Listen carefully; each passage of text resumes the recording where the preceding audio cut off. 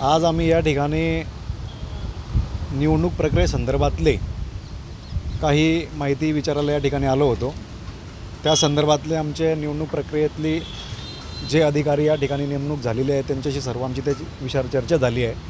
निवडणूक प्रक्रियेसंदर्भामध्ये आमच्या काही शंका होत्या, त्या या ठिकाणी आम्ही त्यांच्याशी चर्चा करून आम्ही त्या समजून घेतल्या आहेत। काय नेमक्या शंका होत्या? मतदान प्रक्रियेमधल्या ज्या कुठल्या मतदानाच्या दिवशीच्या पोलिंग एजंट नेमण्यासंदर्भातल्या होत्या किंवा केंद्रप्रमुख नेमण्यासंदर्भातल्या होत्या, कुठल्या कुठल्या केंद्रावरती ज्या याद्यांनुसार पहिली जी यादी आली होती प्रारूप यादी, त्यामध्ये काही नंबरिंग्स वगैरे बदलले गेलेले होते आणि अंतिम यादीमधले काही नंबरिंग्स बदलले गेले होते, त्या संदर्भातल्या काही छोट्या शंका होत्या।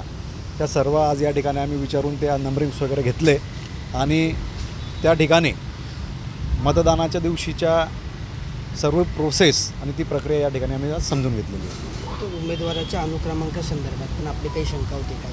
पहिला, दुसरा, तिसरा असं जसं ज्या दिवशी छाननी झाली त्या छाननीच्या दिवशी ओरोली तोंडी या ठिकाणी वेगळे नंबरिंग सांगितले गेलेले होते, परंतु चार्ट लागला तेव्हा या ठिकाणी प्रथम तर निवडणूक आयोगाच्या नियमानुसार राष्ट्रीय पक्ष, प्रादेशिक पक्ष आणि अपक्ष अशी एक सिक्वेन्स असली पाहिजे होती।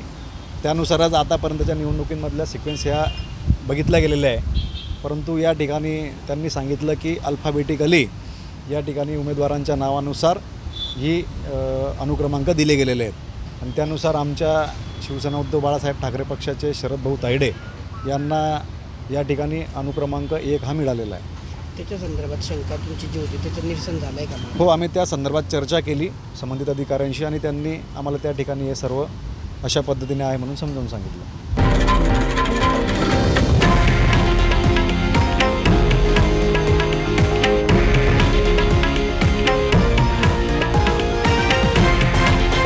हे आहे देशातील नंबर 1 न्यूज नेटवर्क आणि आपण पाहत आहात TV9 मराठी, एकमेव।